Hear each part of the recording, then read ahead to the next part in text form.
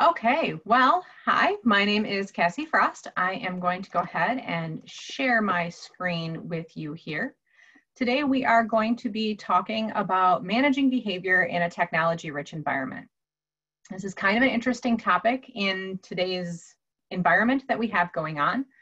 When I first looked at this presentation and we were first talking about this was a lot about how much technology is being used in your classroom, how many students were on devices, how mobile devices were becoming involved, how we are managing one-to-one devices in the classroom and those types of things. In the past few months, obviously, this has changed a little bit. Now we are not only looking at that, but we're also looking at an e-learning environment, which by default is also technology rich. So today we're going to kind of be talking about both ends of things. We're going to be talking about tools that work well face-to-face, as well as tools and tips for an e-learning environment. On the front slide here is a link to the presentation. So you did get an email from Deb yesterday with a PDF handout of all of these slides. But additionally here, if you want to have the active links or anything like that, you can also use the link here to access them. So this is me. I'm an assistive technology specialist, spent 15 years as a behavior specialist. So when I'm talking about behavior and technology, I have firsthand knowledge, primarily teaching the middle school age student with emotional behavioral disabilities. So a lot of times technology became something that definitely we had to be a little creative with. A problem solver, crazy collector of things that may come in handy. When you were looking at my live screen just a minute ago, you see these lovely cupboard doors behind me that has everything packed inside. And then believer that everyone can learn. You can feel free to reach out to me on Twitter. My handle is there on the screen. Today's objectives. We're going to identify at least 3 ways that technology can affect student behaviors. We want to be able to identify at least 3 methods for increasing expected behaviors. So we're going to spend a lot of time talking about expected behaviors and unexpected behaviors, not necessarily good and bad. And then identify at least 3 technologies that can help students with executive functioning, because we know when students are disorganized, when they don't manage time well, we definitely see that increase in behavior. Before I go too much further, I do just want to give those how to call them, the little things, I guess, about doing webinars from home. I do have a Basset hound. She's not back here at the moment, but we have nicknamed her the Office Basset. So anytime she catches me back here working, she will slowly wander in and then has a dog bed back here to sleep next to me. So if you hear toenails clicking on the floor or snoring, I promise that's not me, that's her. So today, as we are talking, we're going to define behavior. We're going to talk about behavior and independence, the changing landscapes of technology use in the curriculum and classroom, technology specifically in the classroom, so when you're face-to-face in a school building, talking about technology and executive functioning, and then spend some time specifically on behavior and e-learning. So the first things that I always go over when I start talking about behavior are some basic principles that I kind of live. These are the things that I truly believe from the core of my being. All of the students I've worked with over the years, these are my key takeaways. So the first one being that every child wakes up wanting to be successful. There's not a child, no matter how difficult, no matter how much they're struggling during the day, that wakes up wanting to disappoint the people that they love. So every child wakes up wanting to be successful. And all people, kids and us, exhibit behavior to get what we want or need. So a lot of times I'll use the example of maybe you get up and go to work because you want a paycheck, right? You smile at people because you want to have friends. We also, as adults, exhibit behavior. So we're going to spend time talking about these today and how technology kind of starts playing a role in this. So again, what is behavior? We do what we do to get what we need. So maybe we smile at people, we wave at people, we avoid people, we go to work, we call a friend. So my example of this a lot of times is think about walking down the hallway at school. If you maybe had a disagreement with a colleague and you didn't want to talk about it, you were really frustrated with them, and you are walking in opposite directions down the hallway, what do? Odds are, as an adult, you might kind of stay on the far side of the hallway. You might avoid looking at them because you don't want to engage a conversation. You might even look at the papers in your hand or down at your phone, something to really make those social cues obvious that you don't want to talk to them, right? When you start talking about students, they don't have necessarily all those range of skills yet. So if they're frustrated with somebody, they might yell at them. They might run away from them. They might not have all of those social nuances yet to avoid that person in the same way that you do. So to remember, student behavior is communicating a need. When a student is frustrated, when a student is excited, what they're doing is trying to fulfill a need, same as what we do is fulfilling a need. So from that standpoint, behavior is communication. So exactly like I said before, maybe walking on the far side of a hallway or avoiding eye contact. Students, on the other hand, are still learning those socially appropriate communication methods. They just don't have them. So maybe they're going to run away or they're going to avoid a person. So while I've been talking, we've been talking about some things that students do. Now, this is very different depending on if this is an elementary student who is in kindergarten, first grade, or how we expect a student to respond who's maybe in a junior high or a high school level. So while we are going to be talking, I do want to take just a moment and I want to pull from you guys. I want to know who you are, because as I talk through these slides, it's going to be important for me to know exactly where I should be spending a little bit more time. So I'm going to start a poll and I would like you guys to go ahead and answer that. So first poll is, what is your role? What do you do as work?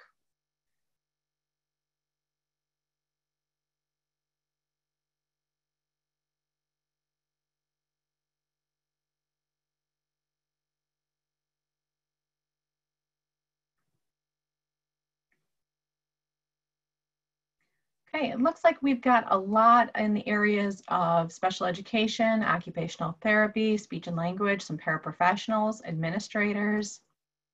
Awesome. Thank you so very much. And the last one that I have for you, well, not last one for now, is I'd also like to know, what grade level do you work with? Okay, this makes a difference again on a little bit of where I'm going to spend the most of my time.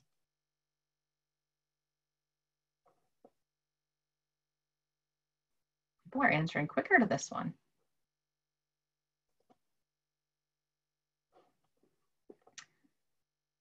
Okay, so it looks like we have a lot more in the elementary and all of the above. So people that work with all grade levels. That's perfect. Thank you so much. That gives me a little bit more direction as we're talking today. So when we are talking about behavior and the things that our students are still learning, right?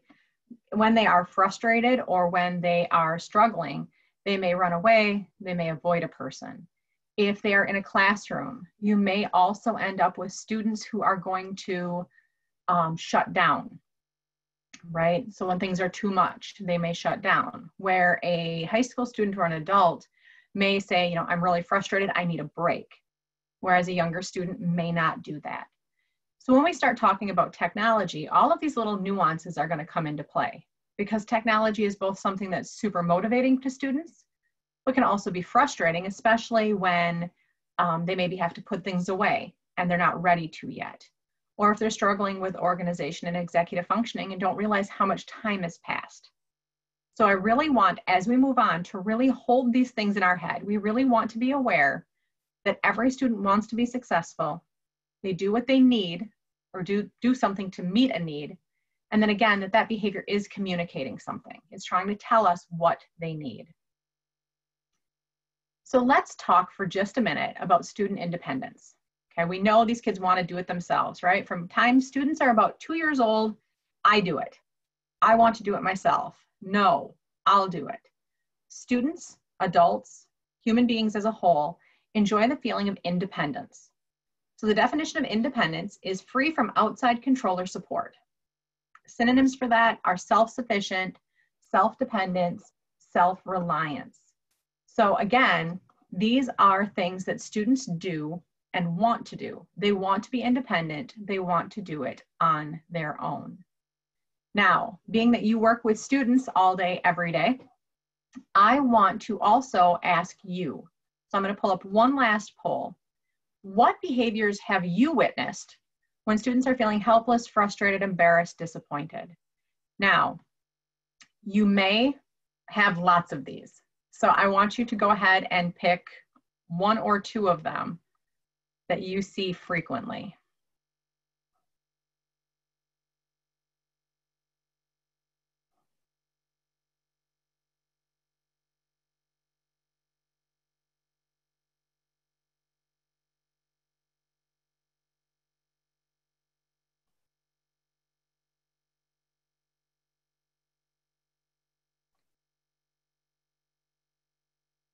Now, what's interesting is I'm seeing these polls come in on my end. I'm seeing bars showing that everybody is kind of going back and forth.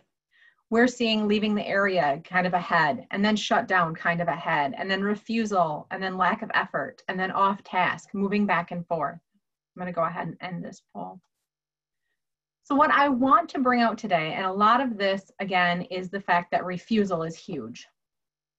But a lot of these come into play when students are feeling like they,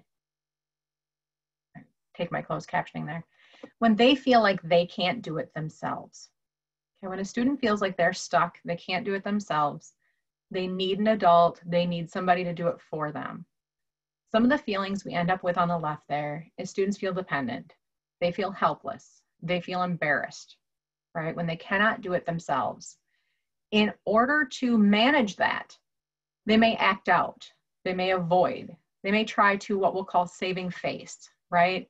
That last one, saving face, is where we'll kind of talk about that a student would always rather be the goofy kid or the naughty kid or the acting out kid or the class clown than the kid that can't do it. Being a class clown is in your control. Leaving the environment or yelling is in your control. Everybody thinks you are choosing to do that. That's always better than showing that you can't do something, because that's embarrassing. That makes you feel helpless. Nobody enjoys feeling those things. Unfortunately, when we end up all the way across these lines, when we see the acting out, when we see the avoidance, when we see saving face, what that equals is loss of instruction time.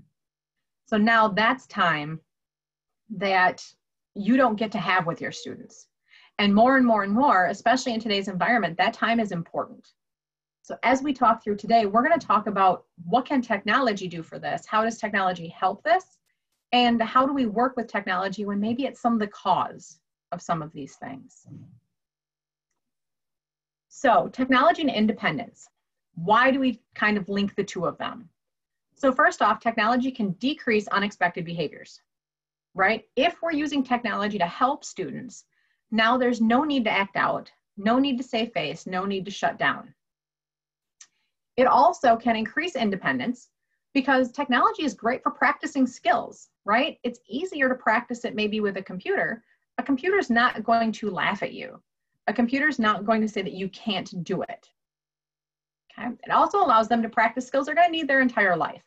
So think about now, especially with everything that's going on, we're doing a lot of work on a computer. I'm guessing that your time on a device has increased significantly over the last 3 or 4 months. So by practicing these skills now, that allows them to be able to use these skills later. And then also, it gives them the power to do things on their own. So they then have a chance to be able to work independently and meet students where they're at.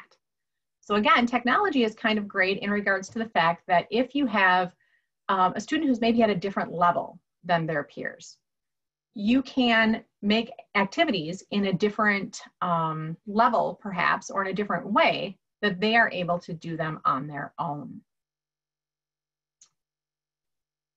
So let's talk about why this matters. Why do we care? Why are we talking about technology and behavior? So if we look at this from the standpoint of behavior is behavior is behavior, right? Students have always shut down, students have always passed notes, students have always done these things. Why are we talking specifically now about behavior and technology?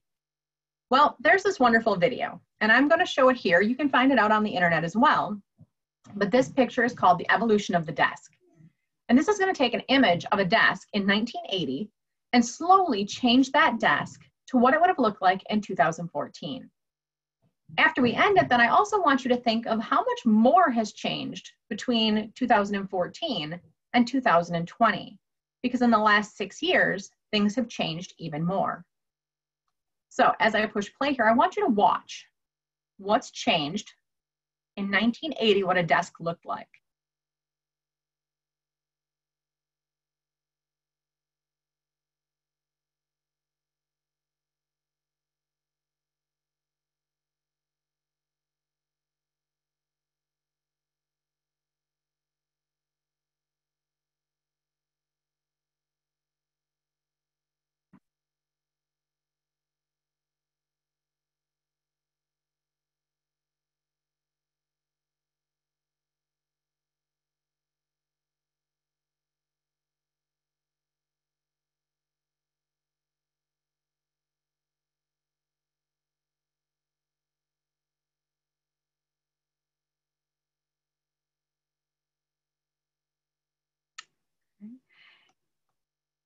And here is why we are going to spend so much time talking about technology. So many of the things that our students have done in the past now reside on these devices. So in the past, maybe a student would look something up in the dictionary. Now it's on the computer. Maybe you had students work with a calendar or a planner. Now that's on a device. So it's really important as we are taking our classroom environments and making them digital. Now, whether that's face-to-face or whether that's e-learning, we are still taking so much of what a student uses and putting it onto a device. As that happens, our behavior expectations change as well, because there may be more distractions on a computer, right? A student now, where before they would go and get this dictionary and sit with a single book at their desk, now we're expecting them to navigate into this magical Chromebook that has all of these resources and all of these things, and now only is supposed to go to one piece of it, right? So it's more important than ever to spend time talking about how exactly can we talk about technology and how can we make students' environments a little more conducive to them learning with these tools, okay? So I'm going to stop for just a second. I see that I had a couple of questions come through I want to address before we get too far into tools. So the first one was a participant asking about students who have learned helplessness. They have the skill but refuse to participate unless they can get someone to do the work for them. This is a really great point. So students who have kind of developed this learned helplessness and are unwilling or unable to do things on their own, a lot of times this is coming in from a true belief that they can't do it well enough on their own. Okay? Again, they want to be successful, they want to do it, but I don't know when the task is going to end. I don't know how much I'm going to have to do. I don't know how hard it's going to be. I don't know if I can do it well enough. So typically when we're talking about learned helplessness, we're going to want to start a student off on tasks that they know they can complete, that are easy for them to do. And then you're going to want to start off with very defined roles. So the task is this long and that's it. A lot of times we'll end up in situations where students have experienced, oh, well, you're just going to do this one worksheet, but then you did it so well and you're working really well. So as long as I've got you working, let's have you do one more. So there's never an end in sight. So you really want to work specifically with those students on delineated tasks that have a set start and end, and that the task is something simple enough that they can complete on their own. And then usually some sort of reward at the end. You know, defined lines, you're going to work for these 10 minutes, get this one thing done, and after that you have a break or an incentive of some form. I hope that answers the question. If you guys need anything else, my contact information is there. You can always ask more. Okay, so organizing lessons and classrooms. So here we go. we've talked a little bit about behavior. This was a 24-minute crash course in some behavior concepts, right? We could talk about behavior all day, every day, but we know what behaviors we're trying to work with. We know the environments that we're in right now. We've all witnessed firsthand students being distracted by technology. We've seen students that are unable or unwilling to work with technology. Here we are. So now we want to talk about what are we going to do? What tools do we have available to us to help support this? So, organizing lessons in classrooms. This is the big question, right? How does unexpected behavior interfere with learning? I could have you all send me stuff back and I guarantee we would have a list a mile long. Some of the most obvious ones are the teacher has to stop teaching to work with the student who's displaying unexpected behavior. The student who's displaying unexpected behavior gets behind. The student who's displaying unexpected behavior disrupts other people's learning. It may take away from lesson time, so now the teacher can't get through the material that they wanted to get through. Maybe you have to have another adult come into the room. So an educational assistant or an administrator or another teacher come into the room. Now that's changed your classroom environment. So again, how does unexpected behavior interfere with learning? The list is massive. The list is massive. So let's start talking about what can we do. So the very first one that I'm going to talk about when we talk about behavior is routines. Routines and patterns are comforting. We like them. Think about even when you get up in the morning. You might get up, have a cup of coffee, take a shower, brush your teeth, pack your lunch and go to work. Think about the days where you wake up 5 minutes late and that routine is different. You feel funny for the day. You didn't have your normal routine. You feel maybe a little anxious, maybe a little off. Things just aren't the way you expected them to be. When that happens, we don't feel comfortable. So now we're going to start thinking about school. Think about all of the routines that we have in place at school. We have routines for lining up. We have routines for going through the lunch line. We teach students to raise their hand to get called on to answer a question or ask a question. We have routines for handing in papers. Where do students hand in papers in your classroom? Right? Do they put them in a basket? Do they put them on your desk? I could never have students leave things on my desk that they just kind of disappeared. I don't know why. But we have routines and patterns. Now that last question is, what about technology? We, over the last, 10 years, 5 years, 2 years, and even the last 4 months, suddenly have used technology more than we ever have used it. We have assignments on technology. We're teaching through technology. Students are doing videos. Students are presenting. Students are sitting in Zoom meetings or WebEx meetings or Google Meet meetings. What routines do we have in place for this? Unfortunately, when I talk to a lot of educators, there's not nearly the same level of routines regarding technology and working with technology as there is in the rest of their school day. So our first thought is, well, I have a routine. My routine is students have things, on the computer sits off to the side of the room. When it's time, they go get their computer, they put it on their desk, they log in, then they close the screen. So you'll have routines perhaps with that, but what other routines do we need? So some of our routines, as we're making them, needs to think a little bit about the why. So as we're coming up with our routines, we want to think about this. So students are using the same tools in various environments. Think about that for a moment. If you're using a Chromebook for teaching, odds are the majority of your students have also used or are using a Chromebook at home or at grandma's house or at the library. If you are using a more mobile device, like a tablet, like an iPad in your classroom, those students may use a tablet device in other environments. In those other environments, they use those tools for games, for communicating with loved ones, for writing, for reading. Maybe if you're looking at like a Kindle or an e-reader. Maybe they're using those devices to watch movies on. So students are very aware that this tool is used for recreation, is used for communication, is used for all of these purposes. In the classroom, we hand them the same device and we automatically assume that they know, because they're in school, these are the things they're going to do on it. In most cases, we've never directly taught that. As the devices have came into our buildings and we've gotten used to them being, for word processing and those things, a lot of us grew up, those are the things you used a computer for.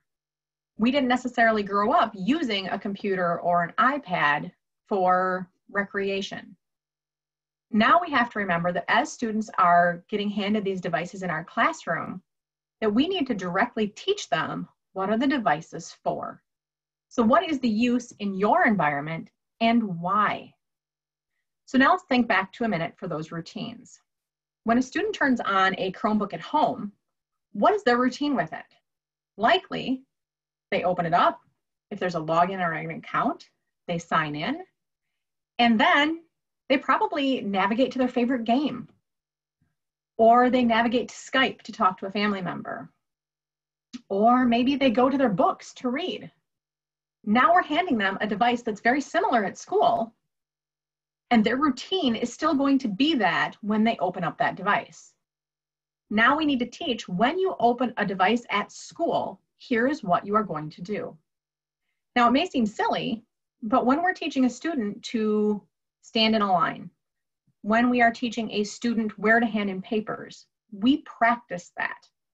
We practice them handing in papers. We guide them through it many, many, many times until it reaches that level of routine. With technology, because our students are so good at technology, naturally, most of our students are just so good at it, that we hand them a device, we tell them once what they're supposed to be doing, but we don't necessarily teach the routines. So as we talk today, I want you to be thinking and maybe jotting down some notes for yourself about what routines do you need to have in place for your technology in your classroom. And think about why you need those routines. How is this different than maybe they use a device in the rest of their life? So perhaps, where do they turn assignments in? When do they turn an assignment in? How do they name their assignment? When they log into the device, where do they go every time? Okay, starting to think about what are those routines with technology in your classroom. And then we're going to talk a little bit later, what about those routines in an e-learning environment? Now it's even harder, right? Now we've got them in that home environment where they use that technology for everyday use and recreation. And we're asking them in that home environment to use it for education. So again, what routines have to be there? And how do we help them differentiate the two uses? So in a classroom, when we are talking about classrooms, okay, and using technology in classrooms, we have some of these really great things. We want to make sure that there are clear spaces for tasks. Here's where you use devices. Here's where you do not, right? So do you use a device when you are sitting at the front table? Or do you use a device when you're at your desk? We are going to put up visuals. So posters, step-by-step reminding students of what to do. So just like maybe you have a hand washing routine by your sink, same thing for technology. Maybe by where students pick up their computers, there's a visual. Remember, log in, close your screen halfway, wait for directions. Whatever your routine is, make a visual. Make a poster, make a sign, make a note, make it visual for the students. Making sure that you have line of sight to your students' screens. Number one way to decrease unexpected behaviors in a classroom with technology is to make sure that you can see your students' screens. So this may mean that you are up and moving around the room more so that you can see student screens. This may be changing the way your classroom is laid out. Now that's going to obviously be harder with 6-foot boundaries or whatever we can put in place, but making sure that you are able to see student screens. Putting in place some consequences. Now, when you hear consequences, you automatically think punishment. A consequence is simply what happens because of something else. So consequences are positive and negative. Making sure that you have them in place and that you know what they are and you are consistent with them. So if a student is using a computer appropriately and is doing X amount of activities, maybe they earn 10 minutes on some form of game or some sort of reading site that they like. Negative, maybe if they're not doing what they're supposed to be doing, they have to move into a different spot where you can always see their screen. But make sure you know what those are, you figure them out in your head, and you are consistent with them every time. And that's where that consistency part comes in. Making sure that every time students use technology in a specific way, that you are following through with that. Okay, that you are following through with the consequences, you are following through with the line of sight to screens, you're always using the right spaces for the right things, because again, we're teaching those routines. So, executive functioning, and we could talk about executive functioning as a whole nother 2-hour thing. But briefly today, executive functioning, for those of you who maybe don't use the term, executive functioning are things like managing time, staying organized, switching between one task and another task. Okay, all things that a lot of our students struggle with, right? Our regular education students, our special education students, our elementary students, our secondary students. I have a 16-year-old daughter. Her bedroom will tell you she maybe struggles with some of the organizational part of executive functioning. So what can we do to help students? One of the #1 things that happened this spring when we went to e-learning is I started getting phone calls from parents and from support teachers and educational assistants and special education teachers who are saying, my students can't find what they need. So when we talk about organization, one of the first things that we can do is start color coding our folders, start color coding our materials. Now, the reason we're going to do this, think back to elementary school. For those of you that are telling me you teach elementary school, right? A lot of times you're going to tell students, you know what, math is red. So all of your math stuff goes in the red folder. We're going to do our math work in the red notebook, right? We're going to start color coding things so students automatically know where to go for things. Even in junior highs, I know the junior high that I've worked in has big posters up on the wall that, you know, math is red, social studies is green. They're suggested colors, but we kind of push that a little bit. So in Google Drive, it's very easy, right? And I'm not going to actually demonstrate this one because it is fairly simple. Otherwise, you can just definitely Google, color code Google's folders if you can't find it. You're going to go to your folders. You're going to right click on the folder and click change color. It's that simple. So in that way, you can go ahead and color code all of the math folders, all of the English materials. And that way students know where things go quickly and easily and at a glance. And we all know that especially if you're using Google Drive, those folders can fill up quickly, right? Every time you create something, it's in a different place, it's wherever you opened it. Really helps to have students get materials in the right places if they're color coded from the beginning. Now, the next step with this, once we've color coded folders, is giving students time to stay organized. So if students are with you face-to-face in the classroom, I would guess that if they have desks or lockers, you schedule time for the students to clean out their desk, to clean out their locker. How many people have given time for a student to clean out their Google files, to clean out their email? We don't typically do that. We've kind of gotten used again to getting on the computer, using it as a tool and closing it up. Unfortunately, as these computers, Chromebooks, iPads, things are ending up in our classrooms more and more and more, and in e-learning, these things start getting disorganized like a classroom desk, like a student's locker. And we need to help them go through and organize these things, get them put in the right folder, get the folders named, get things moved around. Sometimes that's hard because some of our own Google folders are a little bit crazy, right? But we really need to take the time for ourselves and then for our students. Another area of executive functioning is making sure that you've got a naming system. So when you work with younger students, and I'm sure you probably remember from being in school as well, when a teacher gave you a worksheet or a piece of paper, the first thing you were supposed to do, and I can actually hear teachers in my head saying it, what's the first thing you do when you get a paper, right? You put your name on it. Same thing we need to teach with our digital files. So whether we're using Microsoft Word, whether we're using Google Docs, whether we're using whatever system, we need to teach our students a naming system. So again, as soon as you open a document, as soon as you make a copy of a document, you need to name it. So again, start jotting down some notes for yourself. What is your naming system going to be? So maybe it's the name of the teacher. So Frost, the class, science, the name of the assignment, and the date. So this would be how I would name this. The benefit of this is now if a student is going through, so for example, maybe a high school student who's working with 7 different teachers, they can search that teacher's name and find all of those assignments. So even if they don't make it into the right folder, they can still find it by the teacher's last name, by the subject, by the date that it was assigned, or better yet, by the name of the assignment. And this is where we're going to try to get really specific. Whatever you name your assignment, we're going to want to be consistent across the board. So it used to be in a face-to-face classroom when you weren't using technology as much, you'd say, okay, well, this is the seed growing lab. And it was this hard copy packet. And if students needed a new copy, they'd come to you and you knew exactly what they were talking about and you would make a copy and give it to them.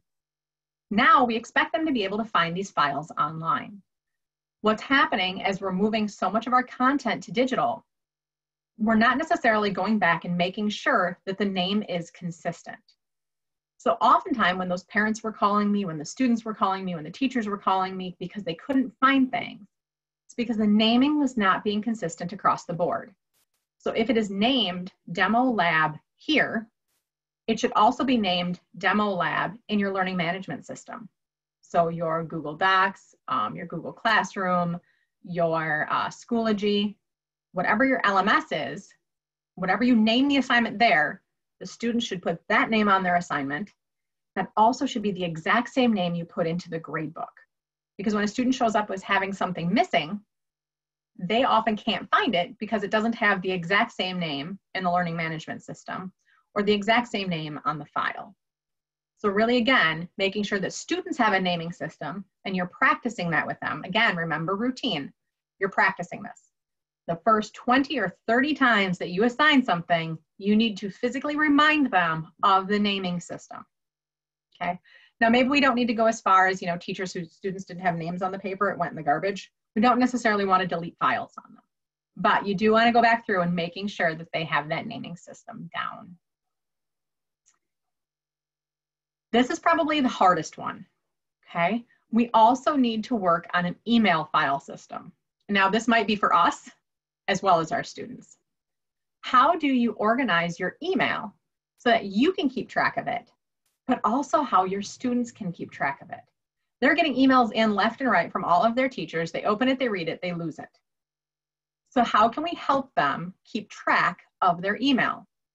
My suggestion is what's up here, which is have a folder for the year, and then underneath it, have a folder for each subject. Now, once they've read the email, they can just slide it over into the right folder. So if they need to find it again, they can. And again, we need to practice that with them. We need to practice pulling up the email, reading the email, putting it into the folder, looking back for that email later. So maybe we need some creative, bell work, beginning of the class work on, hey, you should have had an email from me. I want you to read it. I want you to put it into the English folder. And maybe in 2 days, you're going to ask them to pull it out again. But you want to practice this with students. Again, I'm going to kind of keep saying this one, making sure that you are name matching across all platforms. Okay, the file name, your email subject, your Google Classroom, your grading platform, it should have the same name across the board. That email one can be pretty important, right? If they're looking for an email from you about a certain assignment, don't title it assignment, give it that name. So when they search their email, they can find it. And again, setting that time to clean files. Now in an e-learning environment, this might be a little bit harder, right? Because you're not right there with them. But making sure that students have a routine to clean their files. Also probably a good idea for you to set some time for yourself to do this. It's hard to do, but important. Here we go. We've been talking about it a little bit. Okay, we've talked just a little bit about e-learning. And I'm going to call this the elephant in the room right now, because every school district is doing something different right now. So there's some of you that are probably watching this that, you know what, you're going e-learning in the fall, and that's where you're headed. I'm guessing there's others who are watching this that, you know what, you're starting off face-to-face, and you're putting plans in place in case students are out or you have to go to e-learning. So we need to talk a little bit about this whole concept of e-learning. One of the first things that you need to be aware of, especially with e-learning, is the idea of accessibility. How do you make things accessible for students? So how is your content accessible? Can a screen reader read it? This is becoming more important as we put things online. In a classroom, thankfully, we have these wonderful people called educational assistants who are like the most phenomenal humans I work with, who will go in and swoop in and help students and make sure that things are working for them. When a student is now at home, they don't have that necessarily anymore. So making sure that that content is accessible, that a screen reader will read it. Making sure that students have the options for multiple means of output. So they can type their answers, they can speech to text their answers, they can maybe make a video of themselves with something like Flipgrid, that you have consistent file naming so they can find it. Making sure your students have the right tools. Making sure that if they have a Chromebook, they have the right extensions, they have the right pieces in place. Teaching those routines. So if there are routines in the classroom, what do those look like now in e-learning? Same thing, teaching those routines. When you log on, where do you go? What do you open up? And visuals are always important. Takes the stress off. The students and you, make visuals for yourself too. What steps do you have to follow? Give them checklists, give them visuals of what they need to be doing. So here's going to be the fun part, right? Okay, this is all fun, it's behavior, but let's talk about what can you use. Okay, so we've been spending time talking about the why, and then we've talked about routines that we can change, right? Things we can teach our students. Now let's talk a little bit about the actual tools.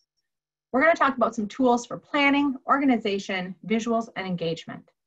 This is going to be a rapid fire 10 to 15 minute time period. I'm going to demo some things, show you some things. The wonderful thing about AbleNet is this will be recorded. It will be online, so you can go back and watch it again. And I've also provided the handouts. You should have gotten in an email yesterday, and also the link at the beginning of this presentation. So definitely go back and check these out. But for now, I want to jump out of this slide deck and show you a few tools. So the first one is going to be Padlet. So Padlet is this wonderful location. It is currently free for up to 3 Padlets. And it is a place where you can house all of your links. So here's an example of a Padlet that I've used in a science classroom. So as you can see, it's a place that you can quickly put up links. You can also do things like add videos. You can put in videos and links and things like that. I simply used it for links.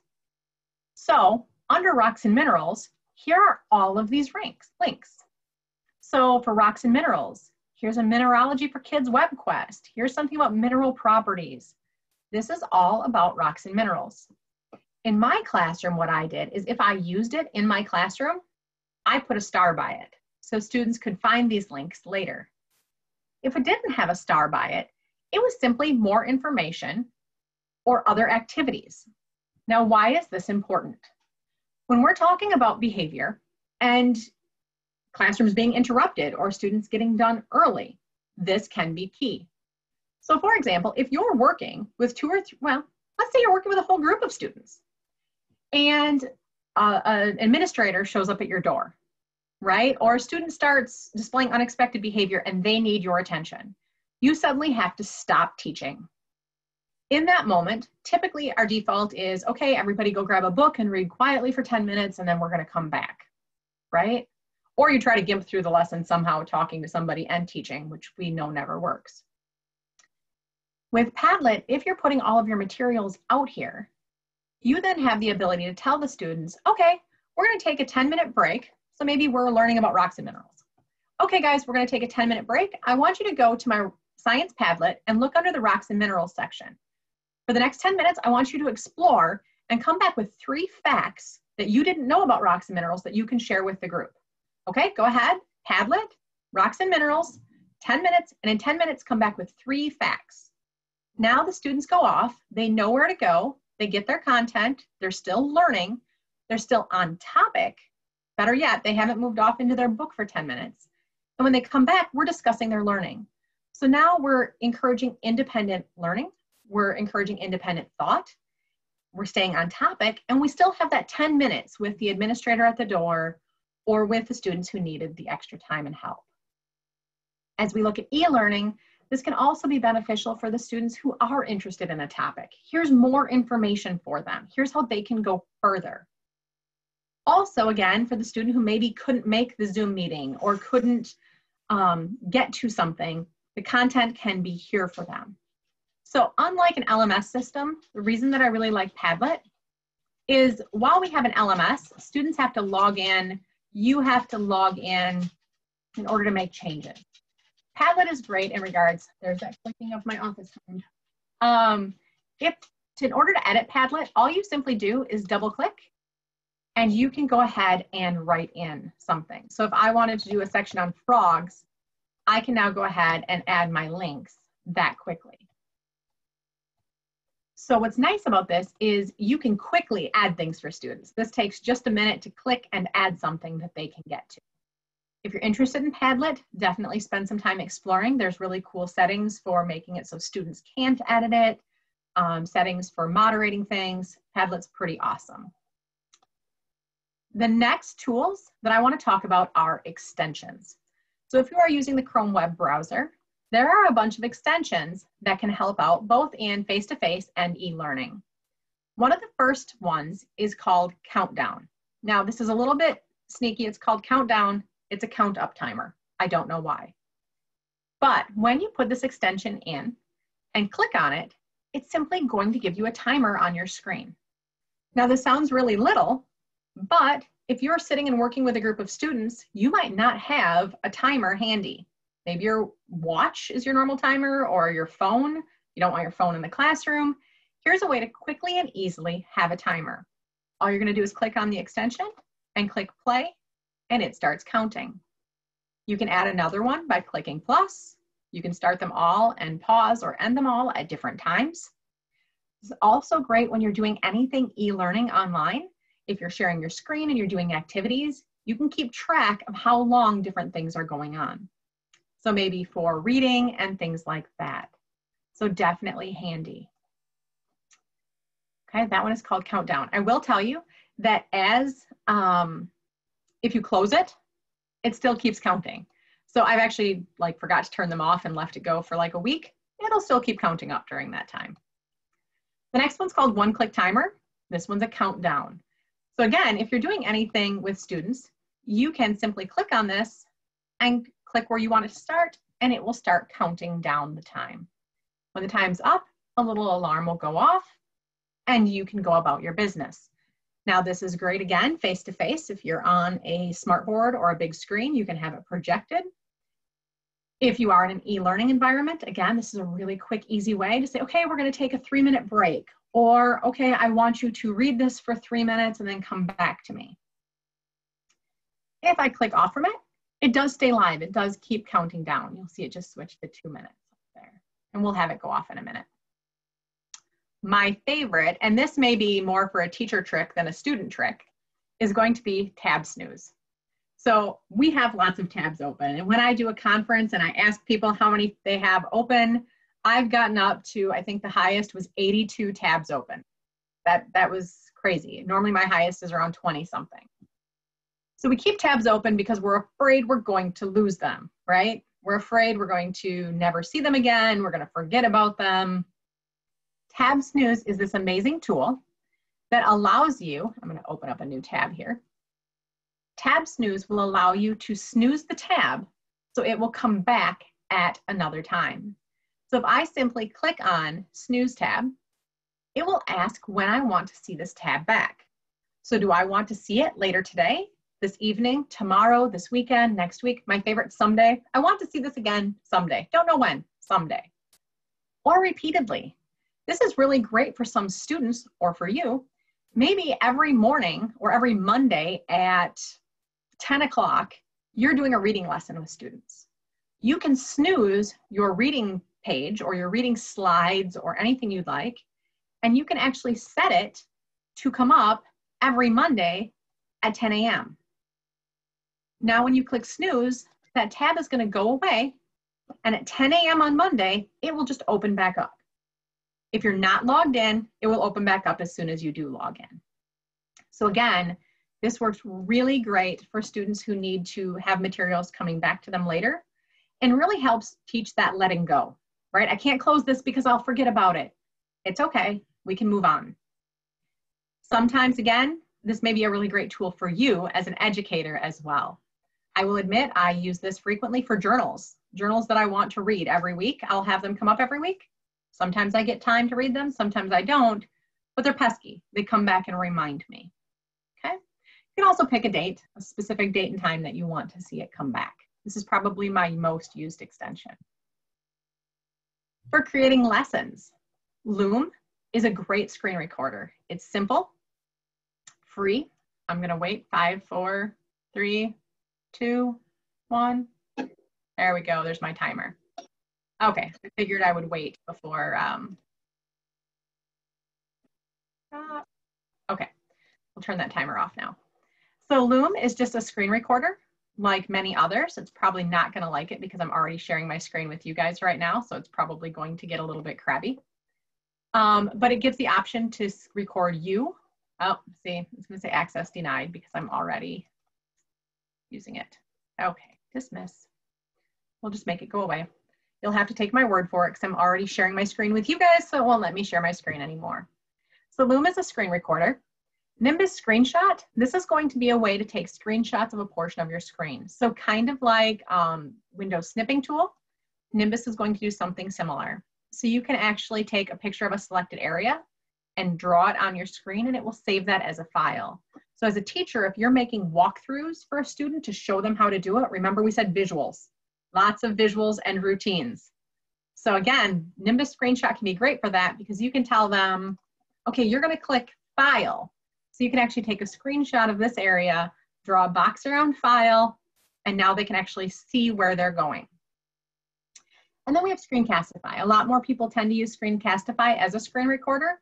However, there are some features that are paid and not paid back and forth. So Loom's a little bit quicker and simpler. Screencastify is a little more robust. Both great tools. I use them both. Also, some other tools for you to check out, Lessonpix. And again, if you have the slide deck, you can check out the sample activity. Lessonpix is a tool that allows you to make game boards with movable pieces. So you simply can make the activity, make movable pieces, and if you're doing this in something like Zoom, you can actually play back and forth with students. So it's a way to be a little more engaging and back and forth with students when you're in an e-learning environment. Google Slides, okay? This is a really great tool. So I have a link here that's going to send you to some videos on how to make movable worksheets. I will also tell you that I did a recording for AbleNet on Google Slides. You can definitely check that one out as well. But it actually allows you to make activities where students can move things around. So again, for an e-learning environment, this can be really great. I can share the slide deck with students. Each student takes their own slide, puts their name in it. They can actually click and drag the can do where it goes and write the sentence here. So this is a really great way to take some of those more hands-on activities and put them in an e-learning environment. And again, to use technology in an engaging way that isn't just students word processing or sitting in meetings, okay? So again, pretty easy to build, and once it's there, you can send it out to an entire classroom pretty easily. Step-by-step directions and some recordings are there for you. As we're running out of time, I do want to recognize the fact that there are so many tools that are out there. There are a few more that are still living in this slide deck. I tend to put more things in my slide deck than I necessarily can get to. Consider it bonus content. You can always go back to it later and check it out.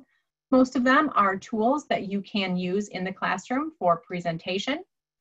One that I've been using regularly today that I really want to point out to you is closed captioning. So as you are presenting in Google Slides, you do have the option to click on closed captioning. That's down here on the bottom. I've been turning that on when I'm in Google Slides. One of the great things about this is it will start captioning everything that I'm saying.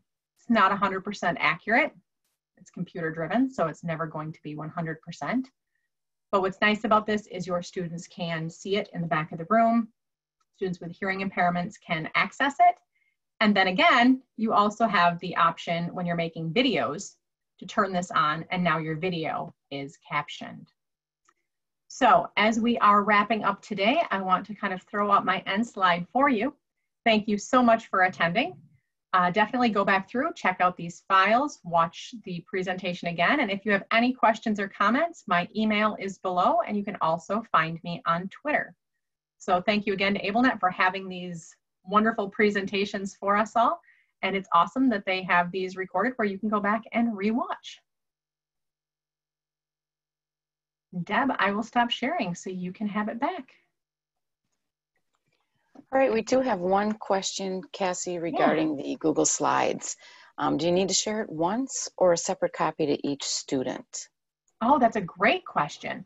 So this is when we're talking about the slide deck, I'm assuming. So I'm going to share again real quick so I can go back here. If you are sharing the slide deck with your students, so for example, like this activity, depends on how you want to use it. So if you make a slide deck like this one, I titled this assignment Can They Survey. I send it out to my students, and every student does it, and I see the results of it.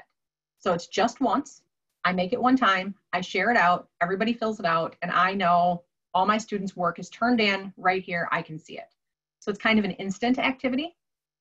You can also do this where maybe you make a slide deck and it's for a specific student. Then you make the slide and you copy it into that student's deck. So then that student, maybe it's their whole week's worth of work. And so Monday you give them a slide for this, Tuesday you add a slide like that. Once it's shared, they only have to have it one time. Once you've given them access to it, they continue to have access to it unless you intentionally take it back. So the shortest answer to that is when you share it one time and you don't need to share it again. And then somebody else asked, or kind of part of that question, do you need a separate copy to each student? If you are going to make a slide deck per student, then yes, you make a slide deck for each student and you put their specific slides in it. In this type of activity, you only make one slide deck and you share it to everybody. So typically I would use a shareable link for this one. I would go up and I would specifically get the shareable link instead of putting all the students' names in. Then they can all click on the link quickly and they each take a slide and do it. Some teachers will say like, oh, okay, I am Caitlin 4, and every student has a number. As you get older students, you can say, you know what, everybody go into the slide deck and pick an unused slide. And they can just see that, if somebody's already typing their name in, you find an empty slide to work with. So typically you're only going to share it with, you're going to make one deck and you're going to share it with everybody. They're each going to take a slide and do it. Or you can go from another standpoint and make everybody their own slide deck and just put the slides in it.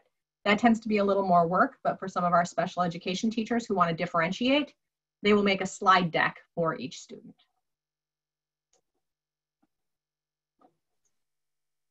All and right, we could talk great. about Google Slides for hours just in and of itself, but. Well, thank you, Cassie. I think I don't see any other questions now, so we will end the webinar. Thank you so much. Thank you so much, Deb. Bye-bye.